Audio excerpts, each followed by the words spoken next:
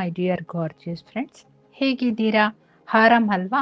ಆತ್ಮೀಯರೇ, ಮತ್ತೊಮ್ಮೆ ನನ್ನ ಟಾಕ್ ಸ್ಟುಡಿಯೋಗೆ ಸ್ವಾಗತ ಕೋರುವೆ ವಿತ್ 1 ಕಪ್ ಆಫ್ ಕಾಫಿ.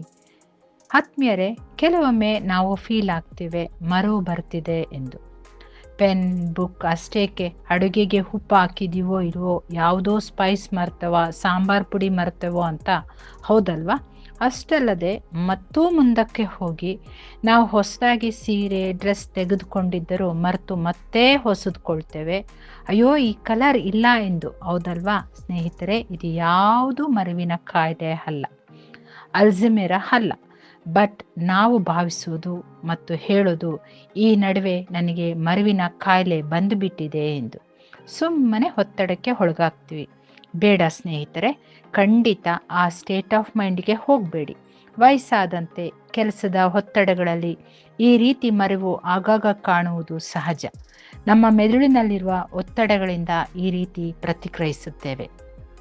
ಅನಂತರ ಅದರಿಂದ ಹೊರಬಂದು ವಸ್ತುಗಳನ್ನು, ವಿಷಯಗಳನ್ನು ಲೀಲಾಜಾಲವಾಗಿ ಅದನ್ನು ಹ್ಯಾಂಡಲ್ ಮಾಡ್ತೇವೆ. ಗಮನಿಸಿ, ಒಮ್ಮೆ ಈ ರೀತಿ ಹೆಚ್ಚು ಸಾರಿ ಅನಿಸಿದರೆ ಓದುವುದು, ಬರೆಯುವುದು, ಏನೋ ಒಂದು ಚಟುವಟಿಕೆಯಲ್ಲಿ ಇರುವುದರಿಂದ ಇದರಿಂದ ಹೊರಬರಬಹುದು. ಇದು ನನ್ನ ಅನುಭವ ಸ್ನೇಹಿತರೆ. ನಡೆಯಲಿಕ್ಕೆ ಕಷ್ಟ, ಕಾಲಿನ ಸೆಳೆತ, ಪಾದಗಳಲ್ಲಿ ನೋವು ಇವೆಲ್ಲವೂ ಪ್ಯಾರಾಲಿಸಿಸ್ ಅಲ್ಲ. ವಯಸ್ಸಾದಂತೆ ಮಾಂಸಖಂಡ, ಸ್ನಾಯುಗಳ ವೀಕ್ನೆಸ್. ಹಾಗಾಗಿ ನಾವು ಚಟುವಟಿಕೆಯನ್ನು ನಿಲ್ಲಿಸದೆ ಮಾಡುತ್ತಿರಬೇಕು. ಇದು ಎಲ್ಲರಿಗೂ ಬರುವಂಥದ್ದೇ. ಸುಮ್ಮನೆ ಮೆಡಿಸಿನ್ ಮೊರೆ ಹೋಗಬೇಡಿ, ಅದು ಸೈಡ್ ಎಫೆಕ್ಟ್ಸ್ಗೆ ದಾರಿ ಆಗುತ್ತೆ. ಅದ್ರ ಬದಲು ಸ್ವಲ್ಪ ಚಟುವಟಿಕೆ, ವಾಕಿಂಗ್, ಯೋಗ, ಸ್ಟ್ರೆಚ್ ಮಾಡೋದು ಅಷ್ಟೇಕೆ. ಪಾರ್ಕಲ್ಲಿ ಪಬ್ಲಿಕ್ಗಾಗಿ ಎಷ್ಟೆಲ್ಲ ಜಿಮ್ ರೀತಿಯ ಸಾಮಗ್ರಿಗಳಿದೆ, ಅವುಗಳ ಮೂಲಕವೂ ನೀವು ಆರೋಗ್ಯ ಹೊಂದಬಹುದು. ಆಯಾಸ, ಒತ್ತಡವಿಲ್ಲದೆ ಚಟುವಟಿಕೆಯಿಂದಿರಲು ವಯಸ್ಸಾದಂತೆ ವಯಸ್ಸು ನಿಲ್ಲೋಲ್ಲ, ಮಾರ್ಪಾಡೋಗಲ್ಲ ಸ್ನೇಹಿತರೆ. ಆದರೆ ನಾವು ಚಟುವಟಿಕೆಯಿಂದಿರಬೇಕು, ಜಾಗ್ರತೆ ಉಳ್ಳವರಾಗಿರಬೇಕು.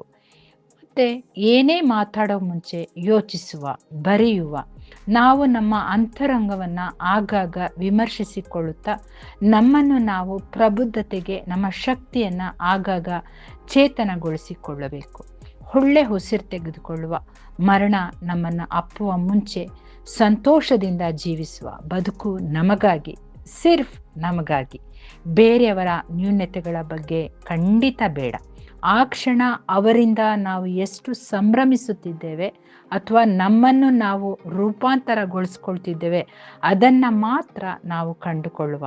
ಆಚೆ ಹೋಗುವ, ನಮಗೆ ಇಷ್ಟವಾದದ್ದನ್ನು ತಿನ್ನುವ, ಒಳ್ಳೆ ಡ್ರೆಸ್ ಮಾಡುವ, ಖುಷಿಯಾಗಿರುವ, ಇಷ್ಟವಾದ ಸಂಗೀತ ಕೇಳುತ್ತಾ ಬೇರೆಯವರ ಮರ್ಜಿ ಮೇಲೆ ಬದುಕುತ್ತಿದ್ದರೆ ಅದನ್ನು ಕಡಿಮೆ ಮಾಡಿ ನಮಗಾಗಿ ನಾವು ಉಸಿರಾಡುವ ಸ್ನೇಹಿತರೆ. ಮತ್ತೆ ಕೆಲವರು ಹೇಳ್ತಾರೆ ನಿದ್ದೆ ಬರ್ತಿಲ್ಲ. ಹೌದು, ನಿದ್ದೆ ಬರೋದಿಲ್ಲ. ನಿದ್ದೆ ಬರ್ತಿಲ್ಲ ಅನ್ನೋರಿಗೆ ಒಂದು ಕಿವಿ ಮಾತು, ನಿದ್ದೆ ವಯಸ್ಸಾದಂತೆ ಸ್ವಲ್ಪ ಕಡಿಮೆ ಆಗುತ್ತೆ, ಅದು ಸಹಜ ಪ್ರಕ್ರಿಯೆ. ಹಾಗಂತ ನಿದ್ರೆ ಮಾತ್ರೆಗೆ ಅಡಿಕ್ಟ್ ಖಂಡಿತ ಆಗಬೇಡಿ. ಆ ಅಭ್ಯಾಸವಿದ್ದರೆ ನಿಧಾನಕ್ಕೆ ಅದರಿಂದ ಹೊರಬನ್ನಿ.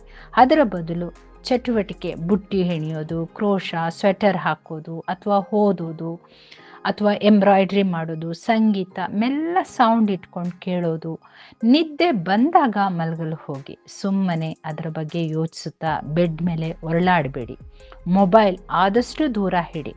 ನಿದ್ದೆ ಒತ್ತಾಯದಿಂದ ಬರೋಲ್ಲ, ಸಮಾಧಾನ, ಶಾಂತತೆಯಿಂದ ಬರುವಂಥದ್ದು. ಮತ್ತೊಂದು ಕಿವಿ ಮಾತು, ಒತ್ತಾಯಪೂರ್ವಕವಾಗಿ ಅನಾವಶ್ಯಕವಾಗಿ ಆಸ್ಪತ್ರೆಗೆ ಓಡಾಡಬೇಡಿ ಸ್ನೇಹಿತರೆ.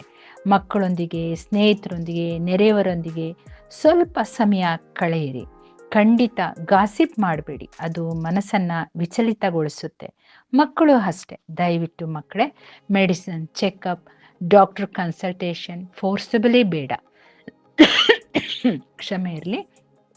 ಹಿರಿಯರಿಗೆ ಬೇಕಾದ ಸ್ವಲ್ಪ ಸಮಯ ಕೊಡಿ, ಅವರೊಂದಿಗೆ ಮಾತನಾಡಿ.